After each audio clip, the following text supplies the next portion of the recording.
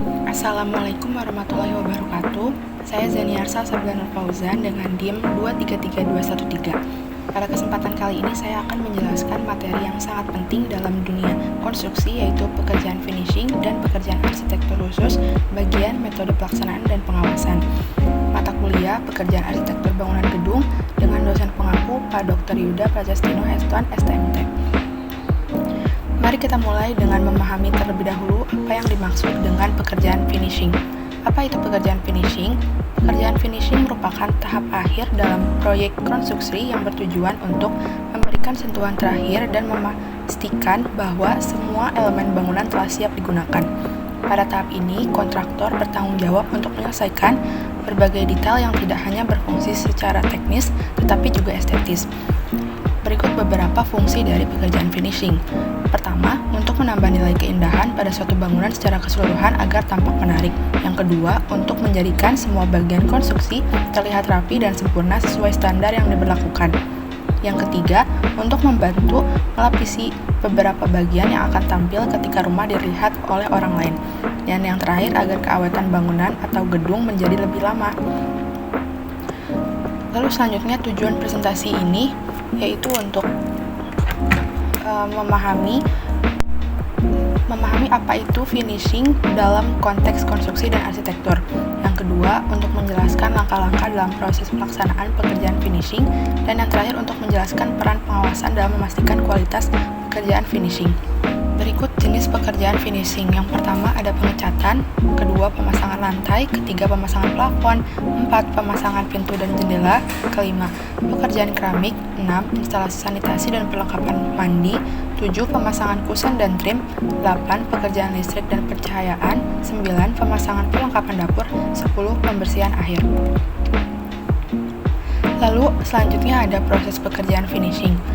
Untuk poin pertama ada persiapan material, yaitu untuk memastikan semua bahan finishing tersedia dan berkualitas baik. Yang kedua, melakukan pemeriksaan terhadap material seperti cat, plester, dan keramik untuk memastikan kesesuaian dengan spesifikasi proyek. Lalu ada penerapan teknik. Penerapan teknik terdiri dari pengecatan, menggunakan teknik pengecatan yang tepat untuk dinding dan plafon. Ini termasuk aplikasi cat dasar dan cat finish untuk hasil yang maksimal. Yang kedua, ada pelapisan dan plesteran. Itu untuk melakukan pelapisan pada permukaan dinding dan lantai, serta plesteran untuk mendapatkan permukaan yang rata sebelum pengacian. Lalu ada pengawasan kualitas, yaitu untuk melakukan pengawasan secara berkala selama proses aplikasi untuk memastikan bahwa setiap langkah sesuai dengan standar kualitas yang ditetapkan. Lalu, untuk memastikan tidak ada cacat atau kesalahan dalam penerapan finishing seperti ketidakrataan atau noda. Lalu yang terakhir ada penyelesaian akhir, yaitu untuk melakukan pemeriksaan akhir setelah semua pekerjaan selesai untuk memastikan semua elemen finishing telah terpasang dengan baik. Lalu untuk membersihkan area kerja dari sisa-sisa material dan debu agar bangunan siap digunakan. Selanjutnya ada metode pelaksanaan pekerjaan finishing. Saya ambil sumbernya dari buku Building Construction Illustrated oleh Francis de Kaching. Untuk persiapan area kerja itu pertama bersihkan area kerja, kedua proteksi area yang sudah dikerjakan, ketiga pengaturan akses dan logistik, lalu untuk pengecekan material, terdapat kualitas material dan persiapan alat. Buku ini menjelaskan metode pelaksanaan pekerjaan finishing terdiri dari pelaksanaan finishing dinding, yaitu untuk plesteran dan acian, mulai dengan pengaplikasian plester untuk meratakan permukaan dinding menggunakan campuran semen dan pasir. Lalu setelah plester kering, lanjutkan dengan acian, yaitu lapisan tipis dari semen halus untuk hasil permukaan yang lebih rata dan halus. Lalu selanjutnya untuk pengecatan, aplikasikan cat dasar primer untuk menutup pori-pori dinding dan memberikan daya rekat yang lebih baik bagi cat akhir. Lalu terapkan cat akhir dalam beberapa lapisan untuk mendapatkan hasil warna yang merata dan menutup sempurna. Selanjutnya untuk pelaksanaan finishing lantai, ada keramik atau granit, yaitu dengan cara tentukan pola pemasangan atau jika ada, dan mulai dari sudut atau garis tengah ruangan. Gunakan adukan semen dan perekat khusus untuk menempelkan keramik atau granit, lalu rapikan dengan nut. Selanjutnya lantai kayu atau parket.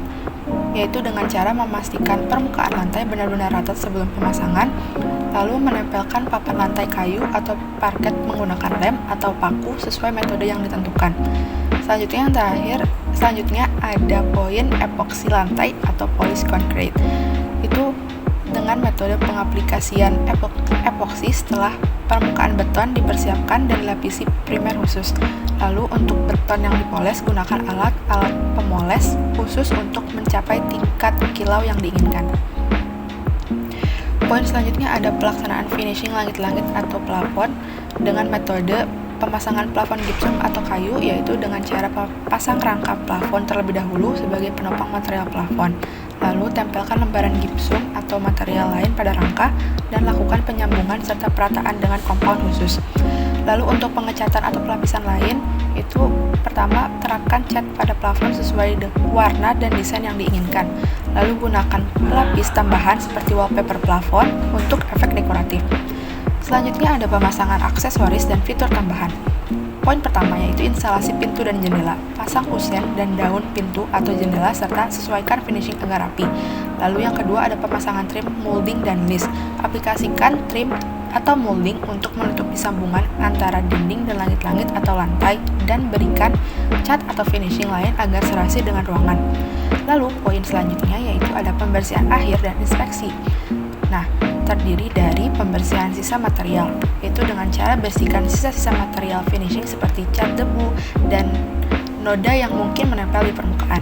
Lalu ada inspeksi hasil pekerjaan, yaitu melakukan pemeriksaan kualitas untuk memastikan tidak ada cacat seperti keretakan, kebocoran, atau hasil finishing yang tidak rata. Lalu di sini ada metode pengawasan pekerjaan finishing selanjutnya, yaitu pengawasan kualitas material. Pastikan bahan finishing sesuai dengan spesifikasi yang disetujui. Lalu, pengawasan pelaksanaan tahapan kerja, yaitu memonitor setiap tahapan pekerjaan untuk memastikan kesesuaian dengan rencana dan jadwal. Lalu untuk selanjutnya itu ada pengecekan kualitas hasil akhir, yaitu melakukan inspeksi hasil pekerjaan seperti kelurusan dinding, kerapian pemasangan keramik, dan keseragaman warna cat. Dan yang terakhir ada pengawasan keamanan kerja, yaitu memastikan prosedur keselamatan diikuti oleh semua pekerja.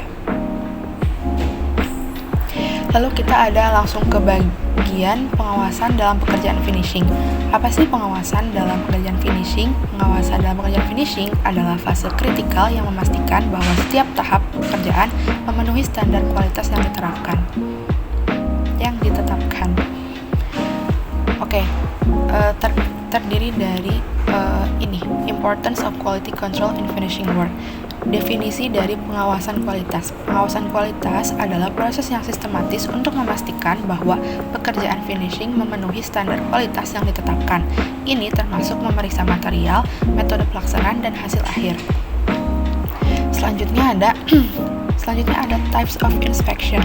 Inspeksi berkala dilakukan secara rutin untuk memeriksa pekerjaan yang sudah selesai dan memastikan kesesuaiannya dengan gambar kerja dan RKS. Inspeksi ini mencakup semua aspek pekerjaan mulai dari persiapan hingga finishing. Contohnya, inspeksi permukaan dinding sebelum pengecatan untuk memastikan tidak ada retak atau goresan. Lalu ada inspeksi lantai setelah pemasangan untuk memastikan tidak ada celah atau kerutan. Lalu selanjutnya ada role of independent auditors or certifying bodies, yaitu uji kualitas independen dilakukan oleh pihak yang independen dan kompeten seperti laboratorium penguji atau lembaga sertifikasi. Uji kualitas ini memastikan bahwa material dan pekerjaan yang telah selesai memenuhi standar kualitas yang ditetapkan, yaitu untuk contohnya yaitu ada uji kuat tekan beton untuk memastikan bahwa beton telah mencapai kekuatan yang diharapkan.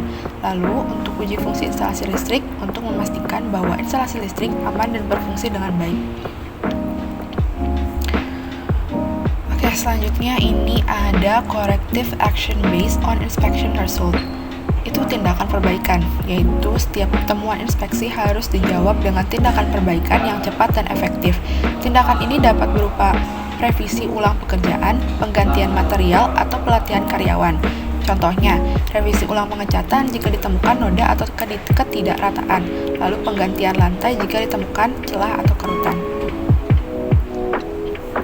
Oke, kita masuk ke bagian arsitektur khusus.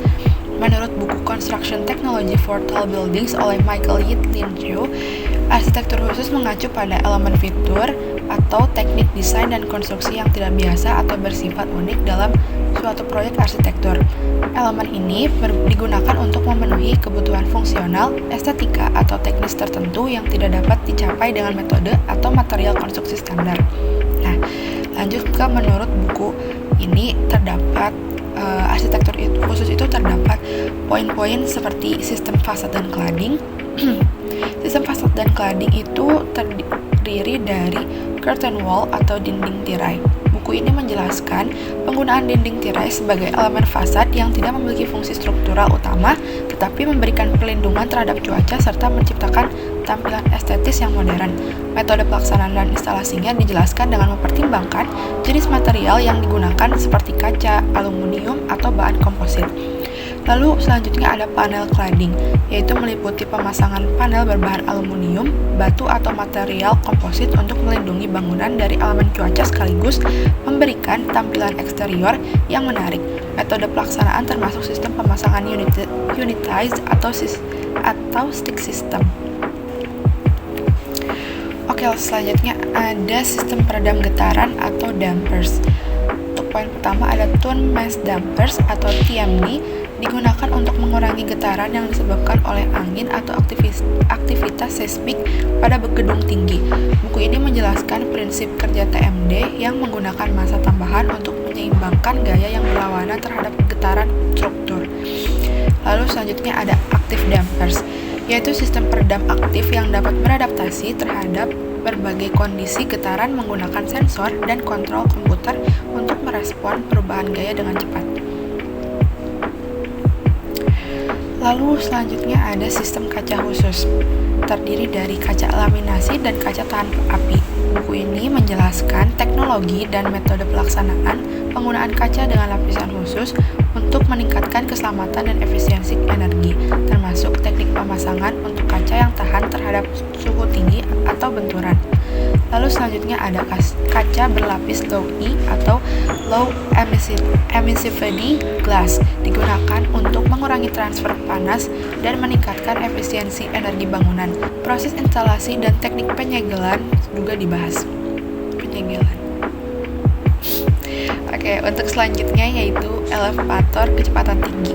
Terdiri dari teknologi elevator kecepatan tinggi. Buku ini menjelaskan metode pemasangan dan teknologi canggih yang digunakan dalam elevator untuk bangunan tinggi, termasuk sistem kendali tujuan atau destination control system yang mengoptimalkan penggunaan elevator untuk mengurangi waktu tunggu. Lalu selanjutnya yaitu ada sistem reduksi getaran dan kebisingan. Teknik untuk meminimalkan getaran dan kebisingan saat elevator bergerak, terutama dalam gedung dengan ketinggian ekstrim. Lalu selanjutnya, buku ini juga membahas tentang teknologi canggih untuk efisiensi energi. Terdiri dari panel surya dan sistem tenaga surya. Penggunaan teknologi surya untuk menghasilkan energi bagi gedung tinggi, termasuk metode pemasangan panel surya di atap atau pada fasad bangunan. Lalu selanjutnya ada sistem pengelolaan energi bangunan atau Building Energy Management System atau BEMS. Itu mengintegrasikan teknologi untuk memantau dan mengontrol penggunaan energi bangunan secara real time guna meningkatkan efisiensi operasional. Oke, kita masuk ke bab bagian studi kasus untuk pekerjaan finishing pada proyek pembangunan apartemen Mahata, Tanjung Barat. Oke, untuk deskripsi proyeknya yaitu nama proyeknya itu pembangunan apartemen Mahata, Tanjung Barat. Lokasinya ada di Tanjung Barat, Jakarta. Tipe bangunan gedung apartemen bertingkat. Oke, untuk tujuan dari proyek itu untuk menyediakan hunian berkualitas bagi masyarakat dengan desain modern dan fungsional, dan menciptakan lingkungan yang nyaman dan estetis melalui pekerjaan finishing yang baik.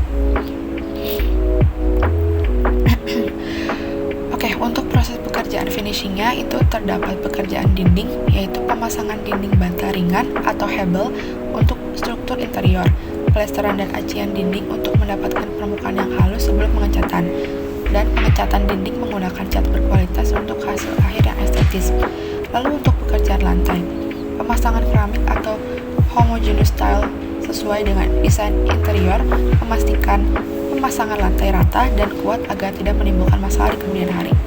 Lalu yang terakhir ada pekerjaan plafon, yaitu pemasangan plafon gypsum untuk memberikan tampilan rapi dan estetis di dalam ruangan dan memastikan plafon terpasang dengan baik agar tidak ada kebocoran atau kerusakan. Oke, kita lanjut ke pengawasan dan kualitas. Pengawasan yang dilakukan itu secara berkala oleh tim pengawas untuk memastikan bahwa semua pekerjaan finishing sesuai dengan gambar kerja dan rencana kerja dan syarat atau RKS. Lalu untuk tim pengawas melakukan inspeksi pada setiap tahap pekerjaan, mulai dari persiapan material hingga hasil akhir. Dan yang terakhir, yaitu poin setiap temuan selama pengawasan dicatat dan ditindaklanjuti dengan cepat untuk menjaga kualitas pekerjaan. Hasil dan umpan balik. Nah, hasil dan umpan baliknya itu proyek selesai tepat waktu dengan hasil akhir yang memuaskan. Umpan balik dari pemilik proyek menunjukkan kepuasan terhadap kualitas finishing yang diterapkan, serta kesesuaian dengan desain awal. Lalu untuk beberapa tantangan yang dihadapi itu seperti keterlambatan pengiriman material, namun dapat diatasi dengan manajemen waktu yang baik.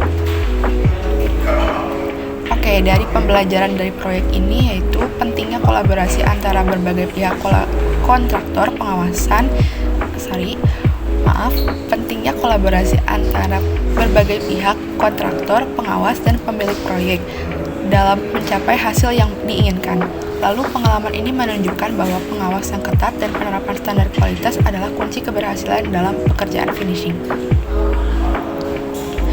Oke, kita masuk ke kesimpulan dari presentasi yang setelah saya sampaikan, yaitu pekerjaan finishing merupakan tahap akhir yang krusial dalam proses konstruksi yang bertujuan untuk memberikan sentuhan akhir pada bangunan agar mencapai tampilan dan fungsi yang optimal. Lalu poin kedua, proses pekerjaan finishing, yaitu proses ini meliputi beberapa langkah penting termasuk persiapan material, teknik aplikasi, dan penyelesaian akhir yang harus dilakukan dengan teliti untuk mencapai hasil yang diinginkan. Lalu, metode pelaksanaan. Metode pelaksanaan pekerjaan finishing harus terencana dengan baik, dimulai dari persiapan area kerja hingga pengaplikasian material dan pemeriksaan akhir. Lalu untuk pengawasan kualitas, pengawasan yang ketat selama proses finishing sangat penting untuk memastikan bahwa semua pekerjaan memenuhi standar kualitas yang ditetapkan. Untuk tantangan dan solusi dalam pelaksanaan pekerjaan finishing, seringkali muncul tantangan seperti keterlambatan material atau kesalahan aplikasi.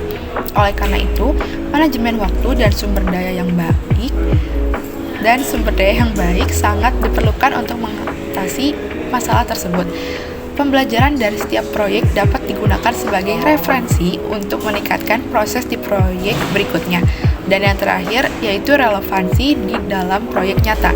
Studi kasus yang disajikan itu menunjukkan penerapan teori dalam praktik nyata dan bagaimana pengawasan serta kualitas pekerjaan finishing dapat mempengaruhi keseluruhan keberhasilan proyek. Ini sumber dari materi yang telah saya sampaikan. Dan sekian dari presentasi yang telah saya sampaikan. Mohon maaf jika ada detail atau penjelasan saya yang kurang jelas dan kurang dapat dimengerti. Wassalamualaikum warahmatullahi wabarakatuh.